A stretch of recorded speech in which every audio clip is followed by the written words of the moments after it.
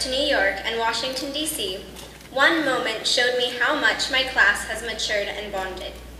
On the very first morning in D.C., at the end of our student-led Tefillah service, the leaders told us to sing the song, Lean on Me. Without skipping a beat, we put our arms around each other and just started singing.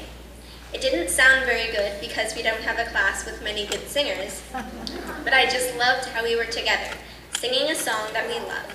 And I realized just how much I'm going to miss this kind of experience after we graduate. My class has a very interesting dynamic. We have known each other for so long that we are pretty much one big family. Sometimes we're happy with each other, and other times we just want to rip each other's heads off. But I know that deep inside every single person sitting behind me, there is a part of them that loves each and every one of us here. So here is a history of our 9 long years at Yavneh Day School. Every day in kindergarten, we loved to play dress-up, geometric blocks, and computer games. I also remember our kindergarten graduation, 8 years ago. We dressed up like different animals and sang nursery songs like Ants in My Pants. Not so different from this graduation, right? Then we went on to first grade. In the classroom, there was this giant red and blue monster named Fluffy. It was always a special treat to be able to sit and read on Fluffy's lap. I can still hear the grainy sound that it made whenever it was moved, and I remember the feel of its long fur under my small hands.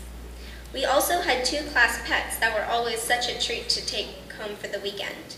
A frog named Chocolate, or Mint Chocolate when it turned green, and a guinea pig named Frappuccino. In 2nd grade, we moved to the current JCC campus. When I first saw the new campus, I thought it looked like a beautiful castle. At least it seemed like a castle compared to the cockroach-infested Blackford campus we were used to.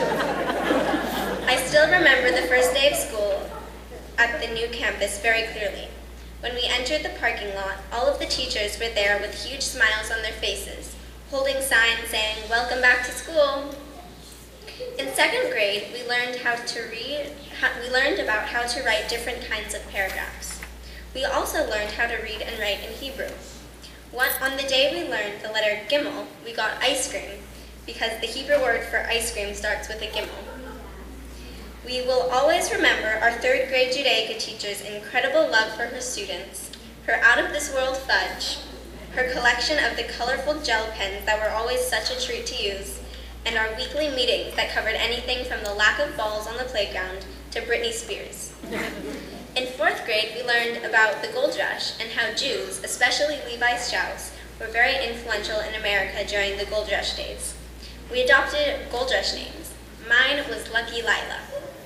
We spent our first sleepaway experience with the school at Camp Tawonga, and it was so exciting for us. In 5th grade, we learned about chocolate and hygiene, and we even became authors and wrote our own books. We all thought that our books were the best, most amazing books that had ever been written. Also, 5th grade was the year that we became obsessed with Foursquare. We played intensely competitive games with 2 alliances, called the dark side and the light side. We also had the neutral side for those who didn't really care about the alliances. Foursquare ruled our lives during recess, until Miss Quintal heard that there was a website created about our alliances, and the website was quickly shut down. So Foursquare became just another game on the playground. As we moved into 6th grade, we were so excited to finally be in the middle school, because now we would finally be treated like the older kids. In our science class, we were taught that the answer to all of the Earth's problems is convection currents in the mantle.